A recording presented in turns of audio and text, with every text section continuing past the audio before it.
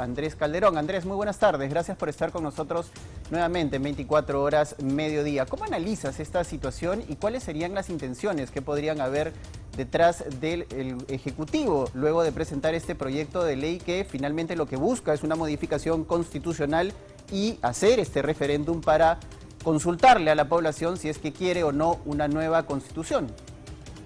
Buenas tardes, Paco. Yo creo que el objetivo del Ejecutivo con esta propuesta es el que invirtamos tiempo, lamentablemente, en una discusión que distraiga la atención de otros asuntos de mayor interés público, o por lo menos de aquellas explicaciones que siguen pendientes de parte del Ejecutivo.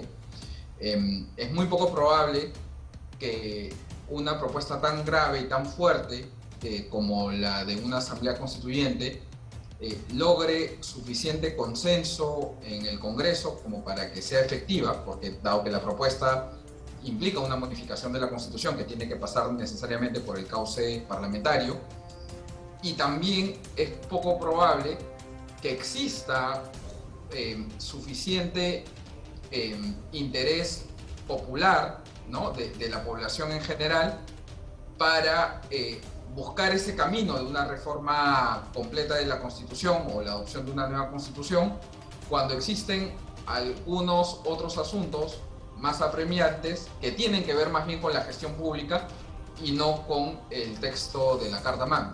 Claro, ahora Andrés, es un poco arriesgado por parte del Ejecutivo, por decirlo menos, jugar la carta de la Asamblea Constituyente y el cambio total de la Constitución en la medida que puede generar más expectativas en medio de la situación en la que se encuentra el actual gobierno, es decir, con una serie de promesas no cumplidas, no solo de campaña, sino de estos primeros 9 meses de gobierno, y pareciera que con este proyecto de ley están jugando muy al filo de lo que podría ocurrir a futuro con estas expectativas de una nueva constitución que finalmente no se logren concretar.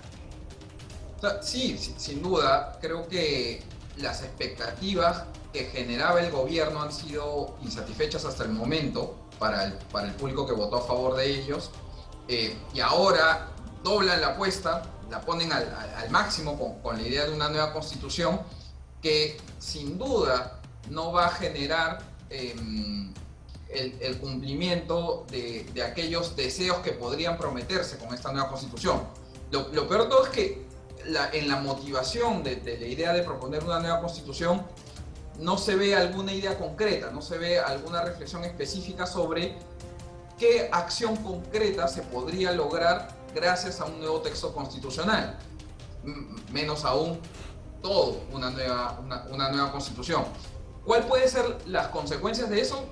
Muy graves, ¿no? Una que simplemente la sociedad en general se sienta defraudada,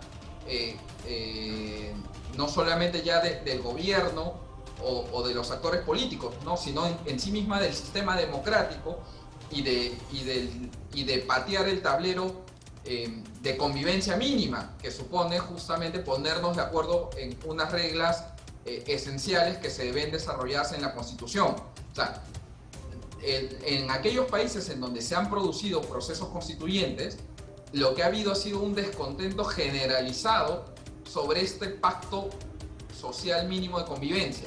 Acá el presidente más o menos que nos está diciendo: no podemos convivir, como sociedad ya no estamos de acuerdo ni siquiera en lo mínimo, y le está pidiendo a la población que respalde esa idea. Es muy peligroso en sí mismo pensar que un órgano constituido como el Poder Ejecutivo le diga a sus gobernados, al resto del país, le diga: no podemos convivir más, ya claro, esto se acabó y es necesario empezar de nuevo. Claro, pero precisamente ahí también radica una de las falacias, por decirlo menos, del discurso del Ejecutivo a favor de esta nueva Constitución, porque si nos remitimos a las encuestas de opinión pública, lo que hay es una mayoría que lo que quiere es una modificación de algunos artículos específicos de la Constitución política que definitivamente deberían ser debatidos, modificados, ¿no?, transformados en algunos casos, pero el porcentaje de las personas que quieren una nueva Constitución es muy bajo. Entonces no se entiende de qué manera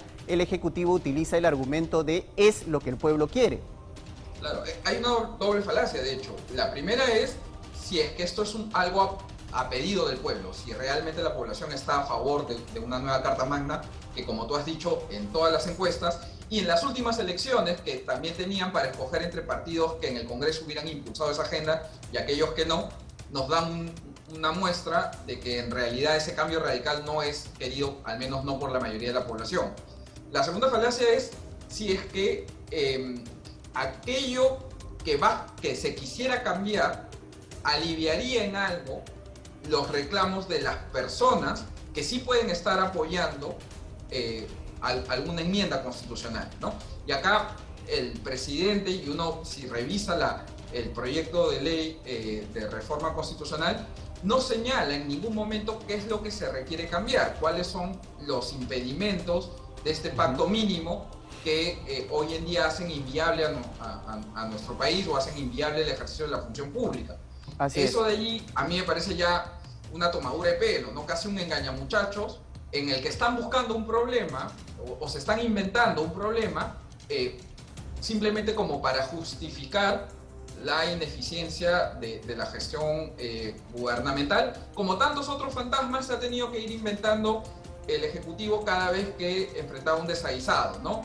Primero el Ministerio Público, luego los vacadores, luego la prensa obstruccionista, luego los monopolios y oligopolios que son los que supuestamente están incrementando los precios, ¿no? Entonces ahora el nuevo enemigo es la Constitución vigente. Bueno, y precisamente, y te ruego una respuesta muy breve, Andrés, en este tema, la relación con los medios es algo que también hemos visto dentro de este discurso, ¿no? Cada vez más tirante, cada vez más exacerbada por parte del presidente del Consejo de Ministros, por parte del mismo presidente de la República, incluso algunos congresistas de Perú Libre que no dejan de acusar constantemente a la prensa. Y nuevamente aparece esto, que es parte de un libro que además tú acabas de escribir, esta relación tirante entre la política y los medios de comunicación.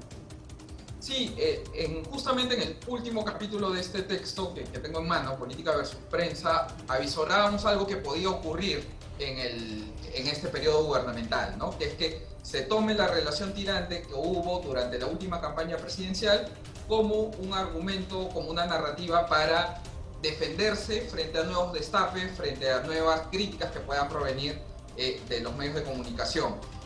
Lamentablemente es un recurso que por manido no deja de ser recurrido por muchos actores políticos y lo estamos viendo de forma constante, casi normalizada, peligrosamente normalizada por parte del Ejecutivo. Así es. Muchas gracias, Andrés, por haber estado con nosotros y compartir tu opinión en 24 horas mediodía. Hasta otra oportunidad.